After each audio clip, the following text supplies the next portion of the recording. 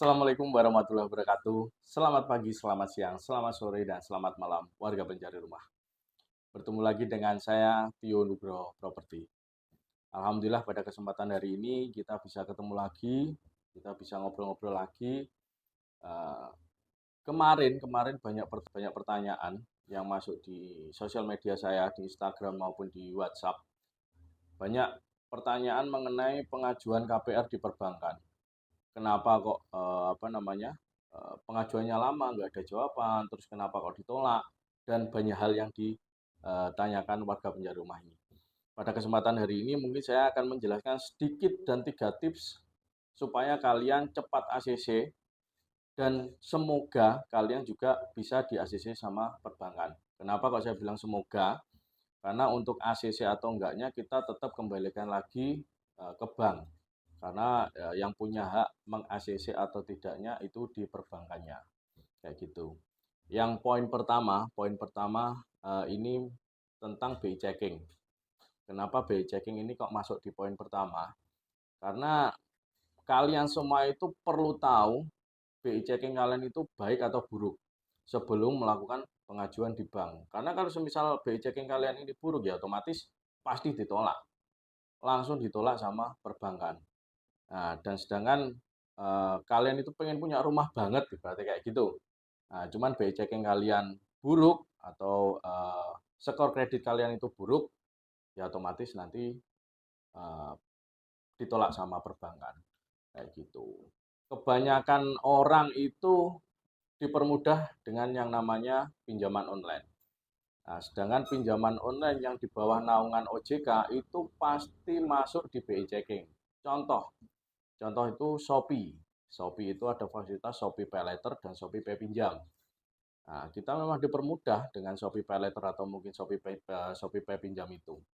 Contoh, kita pembelian pulsa. Sebenarnya kita bisa kok melakukan pinjaman pembelian itu sebenarnya bisa. Karena ada fasilitas itu mungkin kita menyepelekan. Kita pakai Shopee Pay Later dulu lah. Mungkin hanya nominal 20.000. Nah, terus pas bulan depannya kalian lupa untuk melakukan pembayaran tersebut. Ya otomatis nanti itu kan masuk di skor kredit kalian. Jadi kategorinya nanti itu call 2 atau mungkin sampai call 5. Call 2 ini kemungkinan masih 1 sampai 2 bulan kalian telah bayar. Kalau sudah sampai call 5 itu kategorinya macet. Dan itu sangat sulit pengajuan di perbankan. Nggak hanya KPR, semua pengajuan apapun, kalau kalian sudah punya riwayat call 5, itu sangat sulit untuk pengajuan di perbankan. Jangan terlalu tergiur yang namanya dengan pinjaman online. Ya, meskipun kita memang dipermudah dengan pinjaman online tersebut, tapi itu sebenarnya adalah momok untuk kalian semua. Jadi penghambat untuk kalian semua pengajuan kredit. Kredit apapun, bukan kredit KPR. Tidak KPR saja, maksudnya seperti itu. Misal kalian mau pinjaman motor, kredit motor, atau mungkin kredit mobil, semisal panjenengan punya riwayat call 5 di BI checking, ya otomatis kalian eh, tidak di ACC sama perbankan tersebut. Kan memang juga dengan nominal 20.000 tapi riwayat pinjaman kalian itu sudah call 5 atau macet ibaratnya kayak gitu. Nah, untuk penyelesaian otomatis kalian harus ke pihak Shopee-nya untuk melakukan pelunasan tersebut. Cuman di BI checking itu pasti masih ada riwayat call 5-nya tersebut. Kayak gitu. Dan yang kedua, poin yang kedua ini kalian harus tahu pendapatan kalian per bulan itu mencukupi untuk pengajuan KPR. Nah, contoh misalnya gini. Kalian itu punya pendapatan tiap bulannya 3 juta. Terus angsuran KPR-nya itu 1 juta. Nah, masih kan ibaratnya masih ada sisa 2 juta nih. Nah, kita ngobrol enak supaya kalian juga bisa menangkap omongan saya. Perbankan itu menurut saya itu pendapatan kalian dibagi ada 3. Yang pertama, ini angsuran itu pasti. Dan yang kedua biaya hidup. Dan yang ketiga ini buat simpanan atau jaga-jaga kalian. Jadi selama 3 poin ini mencukupi, insya Allah pengajuan KPR kalian itu pasti dihasilkan sama perbankan. Contoh, angsuran kalian 1 juta tiap bulannya. dan pendapatan kalian tiap bulan itu 3 juta. 1 juta buat angsuran, 1 juta buat biaya hidup, dan 1 juta ini buat jaga-jaga atau tabungan kalian. Semisal ini memenuhi syarat, ya otomatis insya Allah pasti kalian di ACC sama perbankan. Kayak gitu. Jadi jangan jangan berharap semisal gaji kalian cuma 1.500.000 tiap bulannya atau pendapatan kalian 1.500.000, tapi kalian pengen punya hunian atau rumah dengan angsuran 2 juta per bulan. Ya, itu pasti mereka juga menolak untuk pengajuan kalian karena itu sudah tidak masuk dalam 3 hal tersebut. Nah, jadi sangat-sangat kurang atau mungkin belum cukup untuk pengajuan kredit tersebut. Dan di poin ketiga, yaitu survei. Nah, di sini ini poin terakhir menurut saya. Karena survei ini perbankan juga dibagi dua, survei by telepon dan survei lokasi. Semisal survei lokasi kalian itu sudah oke, perbankan sudah oke, terus pasti kalian disurvei by telepon. Biasanya yang diminta itu kontak darurat dan nomor pimpinan, biasanya seperti itu.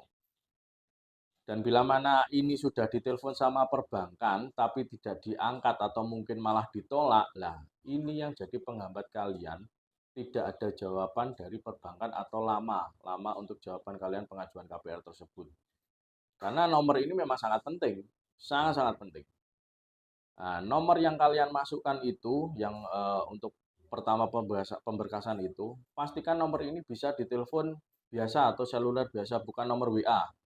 Karena nanti yang dilakukan sama perbankan itu teleponnya pasti telepon biasa, bukan telepon by WA. Itu pasti. Jadi kalau kalian memasukkan nomor kontak darurat atau mungkin nomor pimpinan itu hanya bisa dikomunikasi atau mungkin bisa dihubungi melalui WA, ya otomatis itu juga jadi penghambat. Nanti masuknya di perbankan itu reject scoring. Itu tapi masih bisa kita nego ke bank, kalian ngasih nomor lagi yang bisa ditelepon biasa. Nah, itu sangat-sangat penting menurut saya. Karena memang karena untuk kontak darurat dan pimpinan ini juga memang diperlukan untuk analisa perbankan tersebut. Mungkin untuk memvalidasi kalau kalian itu memang benar-benar kerja di situ. Intinya seperti itu. Nah, jadi ada 3 poin tersebut yang bisa saya sampaikan ke kalian semua, yaitu BI checking. BI checking, pastikan BI checking kalian aman sebelum pengajuan di perbankan. Dan yang kedua ini gaji atau mungkin pendapatan kalian, pastikan cukup untuk melakukan pinjaman KPR. Dan yang ketiga ini adalah survei. Semisal ketiga ini sudah sudah aman dalam artian sudah oke semua dari pihak bank, insya Allah pengajuan kalian cepat untuk jawaban ACC atau enggaknya dari perbankan. Dan kemungkinan saya tidak menjamin 100% karena 100% itu yaitu tadi kembali lagi ke perbankan masing-masing, karena yang punya hak ACC atau enggaknya itu dari perbankan. Cuman 80% sampai 90% saya pastikan kalian pasti di ACC kalau kalian sudah memenuhi syarat di 3 poin tersebut. Nah, kayak gitu. Semisal ada pertanyaan, silahkan masukkan di kolom komentar di bawah ini. Terima kasih untuk warga pencari rumah yang telah menonton video ini awal sampai akhir. Dan terus dukung channel ini supaya saya lebih semangat untuk membuat video-video atau mungkin konten untuk kalian semua mengenai dunia properti. Terima kasih untuk warga pencari rumah. Wassalamualaikum warahmatullahi wabarakatuh.